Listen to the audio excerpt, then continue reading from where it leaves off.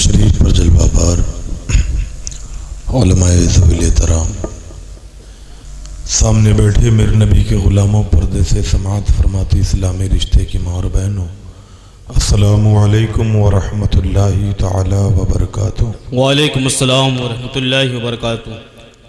अल्हम्दुलिल्लाह अल्हम्दुलिल्लाहि रब्बिल आलमीन वल आक़िबतु लिल मुत्तक़ीन वस्सलातु वस्सलामु अला मन काना नबिय्यन व आदमु बैनल माइ वत्तीन, अम्मा बाद फ़अऊज़ु बिल्लाहि मिनश शैतानिर रजीम, बिस्मिल्लाहिर रहमानिर रहीम। या अय्युहल्लज़ीना आमनुत्तक़ुल्लाहा व कुनू मअस सादिक़ीन। सदक़ल्लाहुल मौलानल अज़ीम व सदक़ा रसूलुहुन नबियुल अमीनुल मतीनुल करीम व नहनु अला ज़ालिका लमिनश शाहिदीना व शाकिरीना व ज़ाकिरीन वल्हम्दुलिल्लाहि रब्बिल आलमीन। आइए कुछ अर्ज़ व मारूफ़ से पेशतर इमामुल अंबिया के हुज़ूर अपनी ग़ुलामी का सबूत देते हुए बाआवाज़ बुलंद दुरूद पाक पढ़ लें। अल्लाहुम्मा सल्लि अला सय्यिदिना व सफ़ीना हबीबिना मौलाना मुहम्मदिन व सल्लम। सलातुन सलामुन अलैका या रसूलल्लाह सल्लल्लाहु तआला अलैहि वसल्लम। सैयदी सरकार आला हजरत बारगाहे गौसियत माब में खराज अकीदत पेश करते हैं और यूं रकम तराज होते हैं। वाह क्या जूदो करम है शहे बतहा तेरा, वाह क्या जूदो करम है शहे बतहा तेरा, नहीं सुनता ही नहीं मांगने वाला तेरा। वाह क्या मर्तबा ए गौसे बाला तेरा, ऊंचे ऊंचों के सरों से कदम आला तेरा। या गौसे आजम सर भला क्या कोई जाने की है कैसा तेरा, सर भला क्या कोई जाने की है कैसा तेरा। औलिया मलते हैं आंखें वो है तलवा तेरा। सुभान अल्लाह सुभान अल्लाह। माया क्या दबे जिस पे हिमायत का हो पंजा तेरा, क्या दबे जिस पे हिमायत का हो पंजा तेरा। शेर को खतरे में लाता नहीं कुत्ता तेरा। फिर आप अपनी निस्बत बयान करते हैं कि या अब्दुल कादिर जिलानी तुझसे दर, दर से सग, सग से है मुझको निस्बत। मोहब्बत देखें कि सरकारे गौसे पाक से कितनी है। फरमाते हैं हुजूर आप नहीं, आपकी चौखट हो और आपके चौखट पे पलने वाला जो कुत्ता है अहमद रजा उससे अपनी निस्बत जाहिर करता है। तुझसे दर, दर से सग, सग से है मुझको निस्बत, मेरी गर्दन में भी है दूर का डोरा तेरा। सुभान अल्लाह सुभान अल्लाह। फिर उस डोरे की खुसूसियत बयान करते हैं कि इस निशानी के जो सगहे नहीं मारे जाते, इस निशानी के जो सगहे नहीं मारे जाते, हश्र तक मेरे गले में रहे पट्टा तेरा, हश्र तक मेरे गले में रहे पट्टा तेरा। अहबाबे ज़ी वकार, आज हम और आप गौसे आजम के जिक्र की महफिल में बैठे हुए हैं। सरकार गौसे पाक की जात ऐसी अरफ़ो आला जात पाक है कि अल्लाह रब्बुल इज्जत ने आपकी जात तो जात, आपके नाम में भी बरकत डाल रखी है। आपका नाम आसिफ ज़दा के कान में पड़ जाए तो अल्लाह रब्बुल इज्जत आपके नाम की बरकत से आसिफ को दूर कर दिया करता है। अज़ीज़ान वकार, अल्लाह रब्बुल इज्जत ने हुजूर सैयदना शेख अब्दुल कादिर जिलानी सरकार को कैसे मरातिब मंजिल अता फरमाए हैं, अब इसके यकीनन उसका इहाता नहीं किया जा सकता। खुद सैयदना अब्दुल कादिर जिलानी सरकार फरमाते हैं, ऐ लोगों सुनो, मैं पूरी दुनिया को इस तरह देखता हूं जिस तरह हाथ की हथेली पर राई का दाना नजर आया करता है। मुसलमानों में तुमसे कहना चाहता हूं, अगर इंसान हाथ की हथेली पर राई के दाने को रख करके मुशाहिदा करे, देखना शुरू करे, तो पूरे राई के दाने को एक वक्त नहीं देख सकता है, बल्कि यकीनन हथेली से राई के दाने का जो हिस्सा मुत्तसिल है उसे देखने के लिए राई को घुमाना पड़ेगा, राई को हरकत देनी पड़ेगी। अब्दुल कादिर जिलानी सरकार फरमा रहे हैं, ऐ लोगों सुनो, दुनिया का जो हिस्सा मेरी नजर के सामने है मैं उसे देख लिया करता हूं, और जो पोशीदा है इस दुनिया को घुमा करके देख लिया करता हूं। साइंस आज बता रही है कि दुनिया गोल है। अब्दुल कादिर जिलानी राई से तशबीह दे करके 1450 850 साल से शायद का जमाना गुजर गया, बता चुके हैं कि दुनिया वालों ये दुनिया गोल है। सुभान अल्लाह। बेशक बेशक ये साइंस आज कहती है कि दुनिया गोल है, लेकिन अब्दुल कादिर जिलानी सरकार यकीनन 750 800 900 साल पहले बता चुके हैं कि दुनिया गोल है। मुसलमानों गौसे आजम यूं ही नहीं बना करता है, गौसे आजम बनने में माँ बाप की तिहारत व पाकीज़गी भी शामिल हुआ करती है। आज मैं बताऊं जरा देखो तो सही, जिस तरह यकीनन धान के पौधे में धान आया करता है, गेहूं के पौधे में गेहूं आया करता है, उसी तरह जैसे माँ बाप होंगे औलाद वैसे ही होगी। और मैं बताऊं, हजरत अबू साले जंगी है, दरिया के किनारे इबादत और रियाजत कर रहे हैं, खुदा की हम्दो सना बयान कर रहे हैं। जवानी की दहलीज पे कदम रखने के बावजूद अपनी जबीन को खुदा की बारगाह में रगड़ करके अल्लाह की किबरियाई बयान कर रहे हैं। लेकिन आज हमारा मामला क्या है? हम ये कहते हैं कि जनाब अभी हमारा ताकत जोर बाकी है, अभी चलने फिरने के काबिल हो, अभी मस्जिद जाने की क्या जरूरत है? जब हड्डियां कमजोर हो जाएंगी, नजरें कमजोर हो जाएंगी, सुनने की ताकत खत्म हो जाएगी, यकीनन हड्डियों को गोश्त छोड़ देगा, तब हम मस्जिद का रुख करेंगे। नहीं नहीं प्यारे, अल्लाह के रसूल सल्लल्लाहु तआला अलैहि वसल्लम इरशाद फरमाते हैं, बुढ़ापे की इबादत से बेहतर जवानी की इबादत है।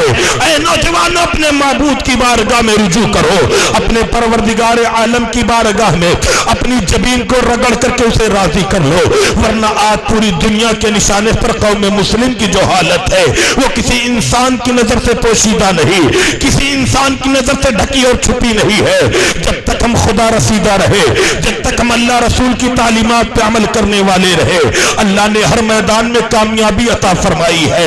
आज हम जलील और रुसवा किए जा रहे हैं, इसके पीछे सबब क्या है? सबब एक ही है, तरीके मुस्तफा को छोड़ना है, वजह बर्बादी हुई कौम दुनिया में इसी से मैं इख्तिदार अपनी। हम औलियाए कामलीन का नाम तो लेते हैं, हम बुजुर्गाने दीन से मोहब्बत का दावा तो करते हैं, लेकिन इस दावे पर दलील हमारे पास कुछ नहीं है। अजीजाने वकार, आज किसी नौजवान से कह दिया जाए, ऐ नौजवान तू अपना नाम किनारे कर दे, अपना दस्तरखान हटा दे और अपने आप को मुसलमान साबित कर, यकीनन ना को चने चबाना पड़ जाएगा, माथे पर पसीना आ जाएगा अपने आप को मुसलमान साबित करने में। आज हम गोश्त का टुकड़ा खा रहे हैं, हमारे दस्तरखान पे गोश्त का टुकड़ा है, लोग दस्तरखान देखकर समझ जाते हैं ये मुसलमान है, यकीनन नाम अब्दुल्ला अब्दुर्रहमान है, लोग नाम सुनकर समझ जाते हैं कि मुसलमान है। बताओ इस्लाम वाला कौन सा हम काम कर रहे हैं? ना हमारी सूरत इस्लामी है, ना हमारा लिबास इस्लामी है, ना हमारा तौर तरीका इस्लामी है, ना मुस्तफा जाने रहमत की सुन्नतों पर अमल करने वाले हैं। वो जमाने में मुअज़्ज़ज़ थे मुसलमान होकर और हम खार हुए तारीके कुरान होकर, हमने अल्लाह रसूल के फरामीन को बालाए ताक रखा, इसलिए हम दलील और रुसवा किए जा रहे हैं। ऐ नौजवानों, गौसे आजम यूं ही नहीं बना करते हैं। नौजवान उम्र के हजरत अब्दुल्ला, हजरत अबू साले मूसा जंगी दोस्त हैं, खुदा की बारगाह में हमदो सना बयान कर रहे हैं, तज़किया नफ्स कर रहे हैं, इबादत और रियासत कर रहे हैं। कई दिन के भूखे हैं, क्या देखा गया दरिया के किनारे आप इबादत में लगे हुए हैं, एक सेब बहता हुआ जा रहा था, आपने उठा करके उसे खा लिया, तकवे ने झिंझोड़ा, ऐ अबू साले तुमने सेब तो खा लिया, लेकिन कल मैदाने महशर में अगर सेब का मालिक इसका बदला मांगेगा तो क्या दोगे? ऐ दूसरों की जमीनों जायदाद पे कब्जा करने वालों, यतीमों के माल को गजब करने वालों, बेवाओं के माल पर कब्जा करने वालों, अपने दिल पर हाथ रख के फैसला करो हम कैसे मुसलमान हैं। आज भाई के नजर भाई के माल पर रहा करती है, यकीनन पड़ोसी की नजर पड़ोसी की प्रॉपर्टी पर रहा کہا کرتی ہے۔ میں تم سے کہنا چاہتا ہوں دنیا میں جتنا بھی مال کما لو لیکن آخرت میں وہی کام آئے گا جو تم نے اللہ اس کے رسول کی رضا کے لیے کیا ہوگا۔ اگر خدا رسول کی نافرمانی کرتے رہے اور بلا حرام و حلال کی تمیز کیے تم نے مال کو جمع کرنا شروع کر دیا تو کل یہ مال ہمارے لیے آفت جان ہوں گے۔ مسلمانوں ذرا دیکھو تو صحیح، جب آپ نے سیب تناول کر لیا تقوی نے کہا ابو صالح تم نے بلا اجازت سیب کھائی ہے، کیوں نہ چل کر کے اس کے مالک سے اجازت لے لی جائے۔ آپ جس جانب سے دریا کا دھارا بہتا ہوا آ رہا تھا اسی جانب چلنا شروع کر دیتے ہیں۔ کئی میل چلنے کے بعد آپ نے کیا دیکھا؟ یقیناً ایک درخت ہے جس کی شاخیں لبے دریا کو جھکی ہوئی ہیں اور اس میں سے پکے ہوئے سیب ٹپک ٹوٹ ٹوٹ کر دریا میں گر رہے ہیں۔ آپ نے کہا ہو نہ ہو یہ سیب جو ہے اسی باغ کا ہے، اسی درخت کا ہے۔ باغ کے مالک کو تلاشنے کے لیے باغ کے اندر داخل ہوتے ہیں، کیا دیکھتے ہیں کہ اللہ کا نیک ولی ہے، اللہ کا نیک بندہ مصلی بچھا کر خدا کی عبادت کر رہا ہے، اللہ رب العزت کی حمد و ثنا بیان کر رہا ہے، خدا کے ذکر و اذکار میں مشغول ہے۔ انتظار کرتے رہے، جب یقین وہ بزرگ عبادت و ریاضت سے فرصت پاتے ہیں نوجوان کی جانب متوجہ ہوتے ہیں۔ اے نوجوان یہ بتاؤ آخر کیوں آئے ہو میرے پاس؟ آنے کی وجہ کیا ہے؟ نوجوان نے قصہ بیان کیا، حضور آپ کے باغ کا ایک سیب بہتا ہوا جا رہا تھا، میں نے اسے تناول کر لیا، میں نے اسے کھا کر کے اپنے بھوک کو مٹا لیا ہے، بس اسی کی معافی مانگنے کے لیے وہی سے معاف کروانے کے لیے تمہاری بارگاہ میں آیا ہوں۔ حضرت عبداللہ سومعی سمجھ گئے یہ آنے والا کوئی اللہ کا نیک بندہ ہے، ورنہ سیب کی بات تو دور رہی، آج انسان دوسرے کے کھیتوں کو برباد کر دیا کرتا ہے، دوسرے کے باغات کو نیلام کر دیا کرتا ہے، دوسرے کی زمینوں پر قبضہ کر لیا کرتا ہے، لیکن سینے میں احساس نہیں پیدا ہوتا کہ بعد مرنے کے پروردگار کی بارگاہ میں جانا ہے، بعد مرنے کے خدا کی بارگاہ میں اپنے نامہ اعمال کو پیش کرنا ہے اور پروردگار عالم ہمارے کرتوتوں کے متعلق ہم سے سوال کرے گا۔ اے مسلمانوں اگر ہم اپنے قبر و حشر کو اپنے نگاہوں کے سامنے رکھنے لگ جائے تو میرا دعویٰ ہے انسان ہر قدم شریعت کے دائرے میں رہتے ہوئے اٹھائے گا، ہر قدم بڑا احتیاط سے اٹھائے گا۔ حضرت عبداللہ سومعی نے کہا نوجوان اگر تم نے سیب کھا لیا ہے تو بتا آخر کرنا کیا چاہتے ہو؟ کہا حضور کرنا یہ ہے کہ بس اسی سیب کی معافی دے دو۔ کہا معافی تو دے دوں گا لیکن تو میرے باغ کی باغبانی کرنی پڑے گی، میرے باغ کی دیکھ ریکھ کرے گی۔ اور عزیزان وقار حضرت عبداللہ سومعی فرماتے دو کنڈیشن ہے، دو شرطیں ہیں، نمبر ایک باغ کی باغبانی کرو اور دوسری شرط نمبر ایک کے مکمل ہو جانے کے بعد بیان کروں گا۔ حضرت ابو صالح نے کہا آپ معاف کریں، میں باغبانی کرنے کے لیے تیار ہوں، آپ کے باغ کی حفاظت دیکھ ریکھ کرنے کے لیے تیار ہوں۔ عزیزان وقار حضرت ابو صالح لیکن جناب عبداللہ سومعی کی بارگاہ میں رہ کر کے باغ کی رکھوالی کرنے لگے، باغ کی آب پاشی کرنے لگے، باغ کے درختوں کی دیکھ ریکھ کرنے لگے۔ ایک دن کا واقعہ ہے، حضرت عبداللہ سومعی کی بارگاہ میں چند مہمان آتے ہیں، جناب عبداللہ سومعی نے کہا ابو صالح ان مہمانوں کی ضیافت میں جاؤ سیب توڑ کر کے لاؤ اور مہمانوں کی خاطر تواضع کرو۔ حضرت ابو صالح موسیٰ جنگی دوست علیہ رحمہ جاتے ہیں، سیب توڑ کر کے لائے، لانے کے بعد تمام مہمانوں کے سامنے رکھ دیا۔ اب مہمان سیب تناول کرنے لگے، جب وہ سیب اٹھا کر کھانا شروع کرتے ہیں تو کوئی سیب کڑوا ہے، کوئی سیب کھٹا ہے، کوئی سیب پھیکا ہے۔ تمام مہمانوں نے کہا اے عبداللہ سومعی تم نے کیسا نوکر رکھا ہے، اسے پتہ ہی نہیں کس درخت کا سیب پھیکا ہوا کرتا ہے، کس درخت کا سیب میٹھا ہوا کرتا ہے۔ حضرت عبداللہ سومعی جناب ابو صالح سے مخاطب ہوتے ہیں، اے میرے بیٹے 12 سال تک ہو گیا، یقیناً تو نے اپنے زندگی کے 12 سال اس باغ کی خدمت میں گزار دیے، تجھے ابھی یہ پتہ نہیں چلا کہ کس درخت کا سیب پھیکا ہوا کرتا ہے، کس درخت کا سیب میٹھا ہوا کرتا ہے۔ حضرت ابو صالح فرماتے ہیں قسم ہے کعبے کے رب کی میں صرف باغ کی خدمت کیا کرتا ہوں، کبھی کسی درخت سے توڑ کر کے میں نے کوئی سیب نہیں تناول کیا۔ عزیزان وقار تمام لوگوں نے کہا میں ان کی بات کو نہیں مانتا، اس نوجوان کی بات اس نوجوان کی بات کو میں تسلیم نہیں کرتا ہوں۔ حضرت عبداللہ سومعی فرماتے ہیں اے میری بارگاہ میں آنے والوں سنو سنو، اس نوجوان کے مراتب کو تم نہیں جانتے ہو، اس نوجوان کی عظمت کو تم نہیں جانتے ہو، میں جانتا ہوں۔ ایک دن میں اپنے مکان میں لیٹا ہوا تھا، تیز کی آندھی چلتی ہے، یقیناً میں اپنے مکان سے یہ دیکھنے کے لیے نکلا کہ ہمارے باغات کے پھل جو ہیں وہ درختوں میں ہے کہ زمین پر آ گئے ہیں۔ حضرت عبداللہ سومعی کہتے ہیں جب اپنے مکان سے باہر نکلا میں نے کیا دیکھا، میرے گرد و نواح میں جتنے باغات تھے اور ان باغوں میں جتنے پھل درختوں میں لگے ہوئے تھے، اتنی تیز کی ہوا تھی کہ تمام پھل زمین پہ آ گئے تھے، لیکن جب میری نظر اپنے باغ کی جانب گئی ہے میں دنگ ہو گیا ہوں۔ میں نے دیکھا یہ نوجوان بیچ باغ میں مصلی بچھا کر خدا کی عبادت میں مشغول ہے، قرآن کی تلاوت کر رہا ہے، ہر چہار جانب آندھی کے جھونکے آ رہے تھے لیکن میرے باغ کا ایک پتا بھی نہیں حرکت کر رہا تھا۔ نعرہ تکبیر، نعرہ تکبیر، نعرہ رسالت، نعرہ رسالت، عظمت غوث اعظم، نعرہ تکبیر۔ میرے باغ کا ایک پتا بھی نہیں حرکت کر رہا تھا۔ عزیزان وقار 12 سال تک باغبانی حضرت ابو صالح نے فرمائی، اس کے بعد حاضر ہوئے حضرت عبداللہ سومعی کی بارگاہ میں، حضور اب معاف فرما دیں، اب معاف کر دیں۔ کہا دوسری شرط سنو، اس شرط پر عمل کرو گے سیب معاف کر دیا جائے گا۔ دوسری شرط کون سی ہے؟ کہا میری ایک بیٹی ہے، اس سے نکاح کرنا پڑے گا، اس سے شادی کرنی پڑے گی۔ کہا حضور تیار ہوں نکاح کرنے کے لیے، آپ معاف کریں۔ کہا بیٹا پہلے سن تو لو، اس میں صفت کون سی ہے؟ وہ پاؤں کی اپاہج ہے، ہاتھ کی اپاہج ہے، زبان کی گونگی ہے، کان کی بہری ہے، وہ بول نہیں سکتی، وہ سن نہیں سکتی، وہ دیکھ نہیں سکتی، وہ چل نہیں سکتی۔ یقیناً عزیزان وقار جب آپ نے بیان کرنے شروع کیے تو حضرت ابو صالح کے ذہن میں یہی بات آئی، اگر وہ پاؤں کی اپاہج ہے تو چل نہیں سکتی ہے، ہاتھ کی اپاہج ہے تو اپنے ہاتھ کو اٹھا نہیں سکتی ہے، اگر کان کی اپاہج ہے تو کان سے سن نہیں سکتی ہے، زبان کی گونگی ہے تو بول نہیں سکتی ہے۔ اتنے تمام اوصاف بیان کیے گئے۔ آج اسی طرح کا ماڈل کسی نوجوان کے سامنے رکھ دیا جائے اور کہا جائے نوجوان ایسی لڑکی سے نکاح کرنا ہے، ایسے لڑکی سے شادی کرنی ہے جو پاؤں سے چل نہیں سکتی ہے، ہاتھ سے پکڑ نہیں سکتی ہے، زبان سے بول نہیں سکتی ہے، کیا آج کا نوجوان تیار ہوگا؟ نہیں نہیں پیارے، آج تو ہمارا معاشرہ اس قدر بگڑتا چلا جا رہا ہے، اگر لڑکی کا رنگ سانولا ہو جائے تو نوجوان رشتہ کرنے سے مکر جایا کرتے ہیں۔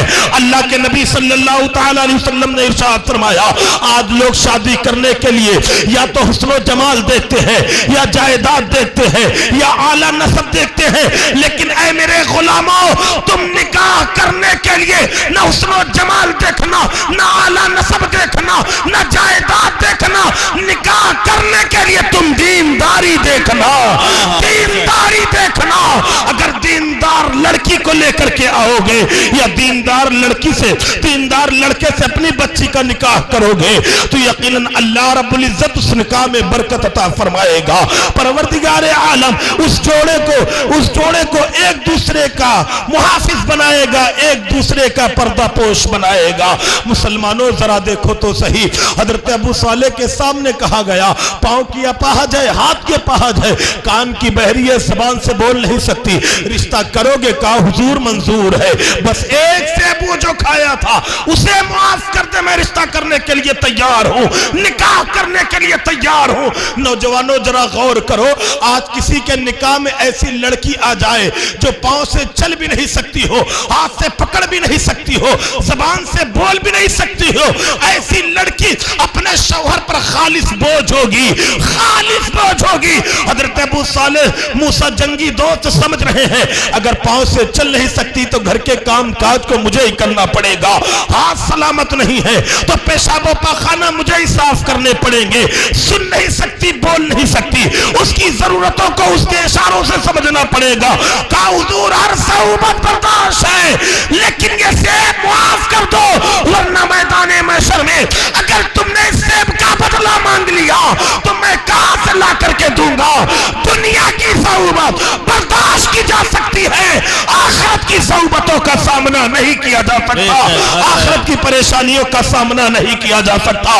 عزیزان وقار ذرا دیکھو تو صحیح، نیک بیٹا ملا حضرت ابو صالح کے ساتھ، جناب حضرت عبداللہ سومعی نے اپنی بیٹی کا نکاح کر دیا، یقیناً بیٹا اچھا ملا، فوراً بیٹی کے ساتھ نکاح کر دیا گیا۔ اور آج ہمارے معاشرے میں شادی بیاہ کے موقع پر ایسے ایسے خرافات رائج ہو گئے ہیں، بے جا فضول خرچی، بے جا مال کو ضائع کرنا، ہم نے انہیں رسم و رواج کا نام دے دیا۔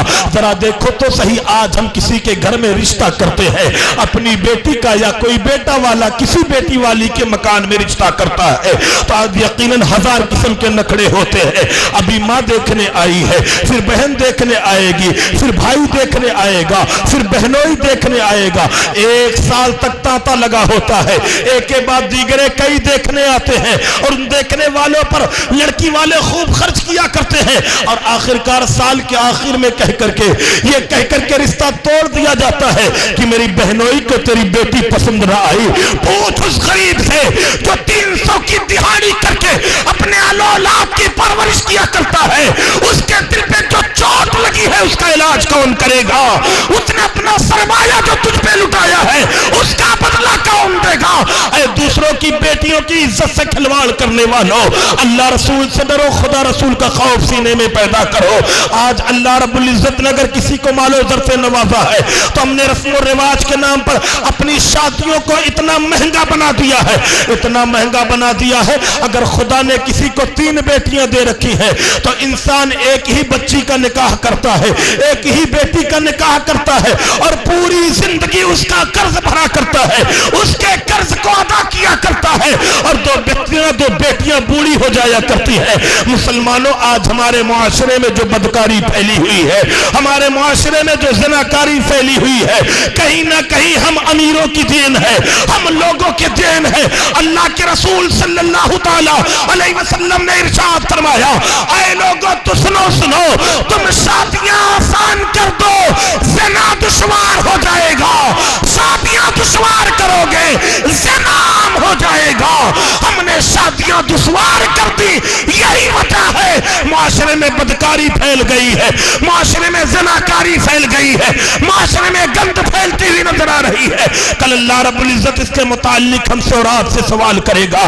ایک بیٹا نیک ملا حضرت عبداللہ سومعی نے اپنی بیٹی کا نکاح یقیناً فرما دیا حضرت ابو صالح سے، بیٹی کا نکاح ہو جاتا ہے۔ حضرت ابو صالح اپنی جوزہ کے حجرے میں جاتے ہیں، کان سے سن تو نہیں سکتی، لیکن میرے نبی کا فرمان ہے جب مکان میں داخل ہو تو سلام کر لیا کرو، سنت ہے مکان میں داخل ہوتے ہی السلام علیکم ورحمت اللہ کہا، ادھر سے آواز آئی وعلیکم السلام، آواز سنتے پلٹ کر واپس چلے آئے۔ حضور سنو، آپ نے کہا تھا جس کے ساتھ تمہارا بیاہ ہو رہا ہے وہ کان کی بہری بھی ہے، زبان کی گونگی بھی ہے، لیکن حجرے میں داخل ہو کر سلام کرتا ہو، ادھر سے سلام کا جواب بھی آتا ہے، اس نے سلام کو سنا بھی، ایسا لگتا ہے کوئی دوسری لڑکی میرے حجرے میں چلی آئی ہے۔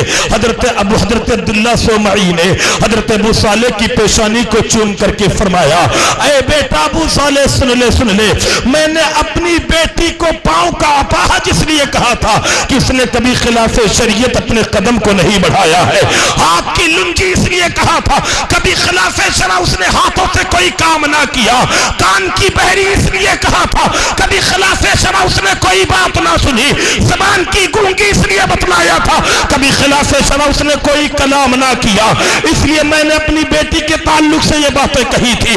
مسلمانوں، 1 منٹ رک کر یہاں پر اپنے ذہن کو حاضر کرو، اور میں آپ کو بتلانا چاہتا ہوں، آج کسی کی دوستی 4 دن میں چار دن سے کسی کی دوستی کسی سے ہو جائے تو یقیناً وہ دروازے سے بیڈ روم تک پہنچ جایا کرتا ہے۔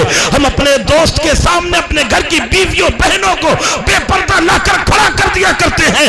دیکھ حضرت ابو صالح کی زندگی، حضرت عبداللہ سومعی کی بارگاہ میں خدمت کر رہے ہیں، 12 سال تک خدمت کری، لیکن نہ کبھی حضرت فاطمہ ام الخیر نے ابو صالح کو دیکھا تھا، نہ جناب ابو صالح نے کبھی فاطمہ ام الخیر کو دیکھا تھا۔ سبحان اللہ، سبحان اللہ۔ ہم یقیناً فیشن کے نام پر اپنے دوستوں کے سامنے اپنے گھر کی عورتوں کو بے پردہ گھمایا کرتے ہیں۔ مسلمانوں ہوش کے ناخن لو، پردے کا اہتمام کرو۔ یقیناً بیجا نہ تم کسی کے دروازے پر بیٹھو اور نہ بیجا اپنے دروازے پر کسی کو بیٹھنے دو۔ اپنے گھروں میں پردے کا اہتمام کرو۔ 12 سال تک رہے حضرت عبداللہ سومعی کے پاس جناب حضرت ابو صالح، لیکن کبھی حضرت فاطمہ ام الخیر کو نہیں دیکھا، اور نہ جناب فاطمہ ام الخیر نے کبھی حضرت ابو صالح کو دیکھا تھا۔ جب ماں اتنی پاکیزہ، اتنی طہارت، اتنی پردہ والی ہوتی ہے اور باپ اتنا تقوی شعار ہوا کرتا ہے، تب بیٹا عبدالقادر جیلانی بن کر پیدا ہوتا ہے، تب بیٹا غوث اعظم بن کر پیدا ہوتا ہے، تب بیٹا قطب الافاق بن کر جنم لیتا ہے، تب بیٹا سلطان الاولیاء بن کر پیدا ہوا کرتا ہے۔ سبحان اللہ سبحان اللہ۔ غور کریں، یقیناً جس طرح گیہوں کے فصل پہ گیہوں اور دھان کے فصل پہ دھان آیا کرتا ہے، اسی طرح ماں باپ کے کردار جیسے ہوں گے اولاد ویسی ہوگی۔ ہمارے کردار بہتر ہوں گے تو ہماری آنے والی نسلیں بہتر ہوں گی، پیڑیاں بہتر ہوں گی۔ اگر ہمارے کردار خراب ہو گئے تو ہماری پیڑیاں بدل نہیں سکتی ہے۔ ہم یہ سوچتے ہیں کہ ہم جھوٹ بولیں لیکن ہمارا بیٹا سچ بولے، ہم یہ سوچتے ہیں کہ ہم شراب گٹکا کو منہ سے نہ لگائیں، منہ سے لگائیں اور ہمارا بیٹا نشے کے قریب نہ جائے، ہم یہ سوچتے ہیں کہ ہم لوگوں کے ساتھ ظلم و زیادتی کریں، ہمارا بیٹا انصاف کرنے والا بنے، تو ایسا نہیں ہو سکتا۔ تمہاری اولادیں تم سے سیکھا کرتی ہیں، تم اچھا عمل کرو گے اولادیں اچھا عمل کریں گی، تم برا عمل کرو گے اولادیں برا عمل کریں گی۔ مسلمانوں، ہمیں اپنے معاشرے کو بدلنے کی ضرورت ہے اور بزرگان دین کی تعلیمات پہ عمل کرنے کی ضرورت ہے۔ غوث اعظم کے نام پر لنگر لٹانے والوں، غوث اعظم سے محبت کرنے والوں، یقیناً ہم عاشق غوث اعظم ہے، اس میں کوئی شک نہیں۔ ہمارا ایمان و عقیدہ مضبوط ہے، اچھا ہے، ٹھیک ہے، لیکن ہمارے عمل میں جو کوتاہی ہے اس عمل کو بہتر بنانے کی ضرورت ہے، ان کوتاہیوں کو ختم کرنے کی ضرورت ہے، ان برائیوں کو مٹانے کی ضرورت ہے۔ نیک عمل کرو اور اپنی سیرت سے، اپنی زبان سے نہ کہو کہ ہم غوث اعظم ہیں، ہم غلام غوث اعظم ہیں، بلکہ اپنے کردار سے کہو کہ ہم غلام غوث اعظم ہیں۔ اپنے اٹھنے بیٹھنے کے طریقے سے بتلاؤ کہ ہم غلام غوث اعظم ہیں، اپنے چلنے پھرنے کے طریقے سے بتلاؤ کہ ہم غلام غوث اعظم ہیں۔ ہم دعویٰ کریں غوث اعظم کی غلامی کا، کام نہیں بنے گا۔ عبدالقادر نے ایک مرتبہ کہہ دیا یہ میرا غلام ہے تو دنیا میں بھی کامیاب ہو جاؤ گے، آخرت میں بھی کامیاب ہو جاؤ گے۔ وقت کے دامن میں اتنی گنجائش نہیں کہ اور بات کروں۔ عزیزان وقار، سرکار غوث پاک کی ولادت باسعادت ہوتی ہے، پیدا ہوتے ہی روزہ رمضان المبارک کے روزے کا اہتمام کریں۔ سبحان اللہ۔ اور آپ فرماتے ہیں آج غوث اعظم کا مرغہ یوں ہی نہیں بانگے دے رہا، آج لوگ غوث اعظم کے مناقب یوں ہی نہیں بیان کر رہے ہیں، بلکہ سرکار غوث پاک نے اپنی عبادت و ریاضت اور خدا کے فضل سے وہ مقام و منصب حاصل کیا ہے، تب پوری دنیا ان کا قصیدہ پڑھ رہی ہے، ان کے چرچے کر رہی ہے، ان کے گنگان کو گا رہی ہے۔ 40 سال تک عشاء کے وضو سے فجر کی نماز عبدالقادر جیلانی سرکار پڑھتے رہے۔ سبحان اللہ سبحان اللہ سبحان اللہ۔ آج کہنا آسان ہے، سننا اس سے بھی زیادہ آسان ہے۔ ابھی 12 نہیں بجے ہیں، سرد راتیں ہیں، ذرا دیکھو ہماری حالت کیا ہو گئی۔ عبدالقادر جیلانی سرکار 40 سال تک عشاء کے وضو سے فجر کی نماز پڑھتے رہے۔ ان سالوں میں سرد راتیں بھی تھی، گرمی کی راتیں بھی تھی، برسات کی راتیں بھی تھی۔ آپ نے 40 سال تک اپنی پشت کو بستر سے نہیں لگایا، خدا کو راضی کرتے رہے، پروردگار کو خوش کرتے رہے، اپنے رب کی رضا چاہتے رہے۔ جب ان کا رب عبادت و ریاضت کے ذریعے ان سے راضی ہو گیا تو کہتا عبدالقادر یہ بتا، پوری زندگی تو نے مجھے راضی کیا ہے، اب یہ بتا تو کیا چاہتا ہے؟ جو تو چاہے گا تیرا رب وہ کر دے گا۔ سبحان اللہ سبحان اللہ سبحان اللہ۔ 12 سال تک ایک پاؤں پہ کھڑے ہو کر کے ایک رات میں ایک مکمل قرآن شریف پڑھنے والی ذات عبدالقادر جیلانی سرکار کی ہے۔ سبحان اللہ سبحان اللہ۔ آج ہمارے گھروں سے قرآن کی تلاوتیں اٹھتی چلی جا رہی ہیں، ہمارے گھروں میں فلمی سنگیتوں کی دھنیں بج رہی ہیں، ہمارے گھروں میں بذریعہ موبائل اور ٹیلی ویژن دوسرے مذہب کی پراتھنا اور پوجا کی آوازیں بلند ہو رہی ہیں۔ ہمارے گھروں میں فحش گانے بجائے جا رہے اور امید رکھتے ہیں کہ اللہ رب العزت ہم پر رحمت نازل فرمائے گا، تو ایسا نہیں ہو سکتا۔ مسلمانوں، اللہ رب العزت کی رحمتوں کا نزول اس وقت ہوگا جب ہم اللہ اس کے رسول کے فرامین پر عمل کریں گے۔ غوث اعظم سے محبت ہے، غوث اعظم سے نسبت ہے، یہ عظیم نسبت ہے، لیکن حضرت جعفر صادق فرماتے ہیں کہ اے لوگوں سنو، یقیناً نسبت سے کام نہیں بنے گا، نسبت جو ہے سو ہے، لیکن یہ نسبت اس وقت کام آئے گی جب ہمارے پاس بہترین عمل ہوگا، اچھے کردار ہوں گے۔ حضرت داؤد طائی حضرت امام جعفر صادق کی بارگاہ میں آتے ہیں۔ یہ کون جعفر صادق ہے؟ ایک مرتبہ خلیفہ نے آپ کو طلب فرمایا۔ حضرت امام جعفر صادق خلیفہ کے پاس جب جانے لگے تو بادشاہ نے کہا جب جعفر صادق آئیں گے میں اپنے سر سے اپنے تاج کو اتاروں گا تو تم انہیں موت کے گھاٹ اتار دینا۔ عزیزان وقار، حضرت امام جعفر صادق جیسے پہنچتے ہیں، خلیفہ آپ کی آمد کو دیکھتا ہے، احتراماً کھڑا ہو گیا، دست بوسی کرتا ہے، قدم بوسی کرتا ہے، نہایت احترام و تکریم کے ساتھ اپنی جگہ پر بٹھاتا ہے، ہاتھ باندھ کر سامنے کھڑا ہے، باتیں سن رہا ہے، سرکار کی نصیحتیں سماعت فرما رہا ہے۔ آخرکار جب حضرت امام جعفر صادق کے چلنے کا وقت آیا تو خلیفہ نے کہا حضور ہمارے لیے کوئی حکم، ہمارے لیے کوئی فرمان، ہمارے لیے کوئی نصیحت؟ تو آپ فرماتے ہیں اے خلیفہ سن لے، آج کے بعد مجھے کبھی اپنے دربار میں نہ بلانا، کیونکہ جتنا وقت آنے جانے میں یہاں لگتا ہے میں اتنی دیر اپنے رب کی یاد سے غافل ہو جایا کرتا ہوں، اپنے پروردگار کے ذکر سے غافل ہو جایا کرتا ہوں، لہذا تیری بارگاہ میں یہی کہنا ہے کہ مجھے دوبارہ اپنی بارگاہ میں نہ بلانا، اپنے محل میں نہ بلانا۔ عزیزان وقار اتنا کہہ کر کے چلے گئے، خلیفہ زمین پہ گرتا بے ہوش ہو گیا۔ لکھنے والوں نے لکھا 3 نمازیں، بعد نے لکھا 3 دن تک خلیفہ بے ہوش رہا۔ جب 3 دن کے بعد ہوش میں آیا، لوگ قریب آتے ہیں، اے خلیفہ تو نے کہا تھا جب جعفر صادق آئیں گے میں اپنے سر سے تاج اتاروں گا، تم انہیں موت کے گھاٹ اتار دینا، لیکن جب وہ آئے تو تاج اتارنے کی بات تو دور رہی، ہاتھ باندھ کر ان کے سامنے کھڑا ہو گیا، ان کی دست بوسی کرنے لگا، ان کی قدم بوسی کرنے لگا، ان کا احترام کرنے لگا۔ آخر وجہ کیا ہے؟ ذرا دیکھو حضرت امام جعفر صادق کی شان کیا ہے۔ خلیفہ بیان کرتا ہے جب امام صاحب تشریف لائے تو ان کے ساتھ ایک اژدہا بھی آیا اور اس نے اپنا جبڑا کھول رکھا تھا، اس کا ایک جبڑا زمین پر تھا اور دوسرا جبڑا تخت کے اوپر تھا۔ وہ صاف آنکھوں میں کہہ رہا تھا اے خلیفہ سن لے، اگر تم نے حضرت کی شان میں بے ادبی کی تو تیرے کبوتروں سمیت میں تجھے نکل جاؤں گا، میں تجھے کھا جاؤں گا۔ اسی کی ہیبت کی بنیاد پہ میں 3 دنوں تک بے ہوش رہا۔ وہ امام جعفر صادق ان کی بارگاہ میں حضرت داؤد طائی آئے، آنے کے بعد کہتے ہیں کہ آپ آل رسول ہیں، آپ مصطفیٰ جان رحمت کے گھر کے چشم و چراغ ہیں، آپ ہمیں نصیحت کریں۔ حضرت امام جعفر صادق خاموش رہے۔ پھر حضرت داؤد طائی نے کہا حضور آپ آل رسول ہیں، آپ مصطفیٰ جان رحمت کے گھر کے چشم و چراغ ہیں، ہمیں نصیحت کریں۔ عزیزان وقار حضرت امام جعفر صادق خاموش رہے۔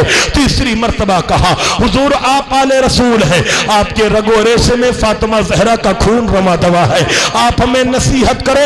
اتنا سننا تھا حضرت جعفر صادق کی آنکھوں میں اشکوں کے قطرات رواں دوا ہو گئے اور آپ نے روتے ہوئے کہا اے داؤد طائی سن لے، میں تو خود ڈرتا ہوں اگر رسول اللہ کی بارگاہ میں حاضری ہو گئی اور مصطفیٰ جان رحمت نے سوال کر لیا اے جعفر یقیناً تیرے بدن میں میرا خون تھا، تو نے میری اتباع کیوں نہ کی تو جواب کیا ہوگا؟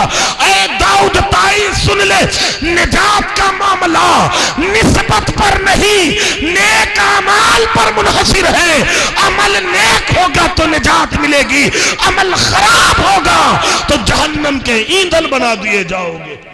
مسلمانوں ان بزرگان دین سے محبت کریں تو صحیح معنوں میں محبت کریں، ان کے طریقے پر عمل کریں، ان کے کردار پہ عمل کریں، ان کے کردار پہ عمل کریں گے تب یقیناً ان کی محبتیں ان کی نسبتیں ہمارے کام آئیں گی۔ اللہ رب العزت کی بارگاہ میں دعا ہے مولا کریم ہم تمامین کو غوث اعظم سے محبت کرنے اور اسلاف کے طریقے پر چلنے کی توفیق عطا فرمائے۔ استغفر اللہ ربی من کل ذنب واتوب الیہ وآخر دعوانا ان الحمدللہ رب العالمین۔ السلام علیکم۔